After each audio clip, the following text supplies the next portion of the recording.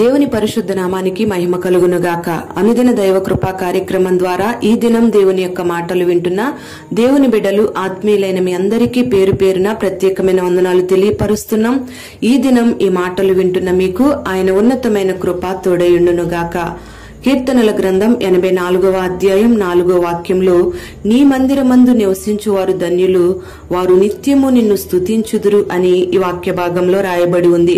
ఈ లోకంలో వెండి బంగారాల్ని ఆస్తుల్ని అయిన వాళ్లను సంపాదించుకుంటే చాలు, ఇక మనం ధన్యులమే అనుకుంటూ ఉంటాం. కానీ వాక్యం సెలవిస్తున్న మాట ఏమిటంటే, ఆయన మందిరావరణంలో నిలిచి నివసిస్తే మీరు ధన్యులు అని వాక్యం సెలవిస్తుంది.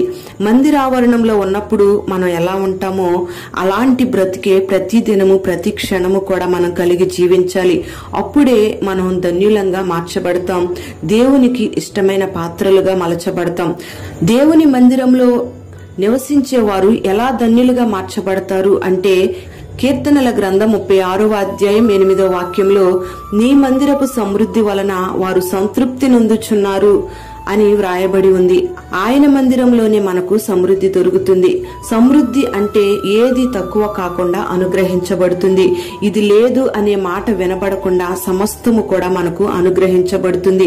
అది సంతోషమైన, ఆరోగ్యమైన, ఆదరణైన, అది ఏదైనా కూడా సమృద్ధిగా మనకు అనుగ్రహించబడుతుంది. దేవుని మందిరం అనేది ఆయన నివసించే స్థలం, ఆయన దిగివచ్చే స్థలం, ఆయన పాదాలు మోపే స్థలం. మరి ఎవరైతే ఆయన సన్నిధిలో మోకరించి ప్రార్థన చేస్తారో ఆయన ప్రార్థించిన ప్రతి వారికి కూడా సమృద్ధిని అనుగ్రహిస్తాడు. ఆయన సన్నిధికి వచ్చి ప్రార్థించిన ఏ వ్యక్తి కూడా ఒట్టి చేతులతో వెళ్లినట్లుగా లేఖనాల్లో రాయబడలేదు. మరి మనకు దేవుని మందిరంలోనే సర్వ సమృద్ధి కలుగుతుంది. దేవుని మందిరంలో ఉత్తరాలు రాసి దాన్ని పరచి ప్రార్థన చేసిన రాజులు గొప్ప విజయాల్ని చూశారు. ఆయన సన్నిధిలో దుఃఖంతో వచ్చిన వాళ్ళు సంతోషంగా వెళ్లారు. దేవుని మందిరంలోకి వచ్చిన రోగులైనా, బాధలతో వచ్చిన బలహీనులైనా ఎవరైనా సరే స్వస్థత పొందుకొని వారి బాధలకు నివారణ పొందుకొని వెళ్లారు. మరి దేవుని మందిరంలో నిలిచి ఉంటే సమృద్ధిని మనం అన్ని విషయాల్లో అనుభవిస్తాం. రెండవదిగా మనం గమనిస్తే, కీర్తనల గ్రంథం 65వ అధ్యాయం 4వ వాక్యంలో, నీ మందిరములోని మేలు చేత తృప్తి పొందెదము అని ఈ వాక్య భాగంలో రాయబడి ఉంది. మేలు అంటే ఉద్యోగాలు సంపాదించుకోవడమో, వ్యాపారాలు జరిగించడమో, ఇల్లు కట్టుకోవడమో, కారు కొనుక్కోవడమో ఇవి మాత్రమే కాదు గాని, ఈ లోకంలో జీవించే జీవితం కంటే కూడా శ్రేష్టమైన జీవితాన్ని చేయడమే మేలు. దేవుని మందిరంలో నిలిచి ఉన్న వాళ్ళు అనేక మంది భక్తిగా జీవిస్తారు. భక్తిగా జీవిస్తున్న విశ్వాసులని పిలువబడుతున్న వారికి, లోకస్తులందరికీ కూడా వ్యత్యాసం కనబడాలి. ప్రియ దేవుని బిడ్లారా, నువ్వు దేవుని మందిరంలో ఒక విశ్వాసిగా జీవిస్తూ ఉంటే నీకు ఏది తిన్నా వంట పడుతుంది. నీ సంపాదన కొంచెమైనా అది నీకు సమృద్ధిగా మార్చబడుతుంది. నీకు ఎన్ని బాధలు కలిగినా నివారణ కలుగుతుంది. ఒక గొప్ప నెమ్మదిని నీకు కలిగిన బాధలలోనే నువ్వు అనుభవిస్తావు. మరి ఈ లోకంలో అనేక మంది సంపాదించి మూట కట్టుకుంటారు, కానీ తినొచ్చే సమయానికి వాళ్ళ ఆయుష్కాలం అంతా కూడా కరిగిపోతూ ఉంటుంది. సంపాదించినదంతా పరుల పాలైపోతూ ఉంటుంది. నీకెన్ని బాధలు కలిగినా సంతోష సమాధానాలతో దేవుని సన్నిధిలో నువ్వు నివసిస్తున్నావంటే అది దేవుడు నీ జీవితంలో చేస్తున్న మేలనే నువ్వు గమనించాలి. మూడవదిగా మనం గమనిస్తే 92వ కీర్తన 13వ వాక్యంలో, యెహోవా మందిరములో నాటబడిన వారై వారు దేవుని ఆవరణములో వర్ధిల్లుదురు అని రాయబడి ఉంది. ఇక్కడ దేవుని మందిరావరణంలో నిలిచి ఉంటే వర్ధిల్లడం అనే కార్యక్రమం మన జీవితంలో ప్రారంభమవుతుంది. వర్ధిల్లడం అంటే ఉన్న స్థితిలోనే ఉండిపోవడం, ఆగిపోవడం అని కాదు గాని, ప్రతి దినము కూడా మనం వర్ధిల్లాలనే దేవుని యొక్క కోరిక.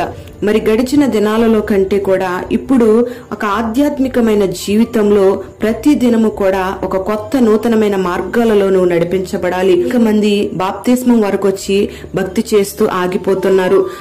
పరిశుద్ధాత్మ అభిషేకాన్ని పొందుకొని అక్కడితో ఆగిపోతున్నారు. ఆత్మ ఫలాలు, కృపావరాలతో నింపబడి ఆగిపోతున్నారు. ఇంకా చేయవలసిన విశ్వాస జీవితాన్ని కొనసాగించలేకపోతున్నారు. దేవుని మందిరావరణంలో నిలిచి ఉన్న నీవు ప్రతి దినము కూడా ఆత్మీయ స్థితిలో వర్ధిల్లుతూ ఉండాలి.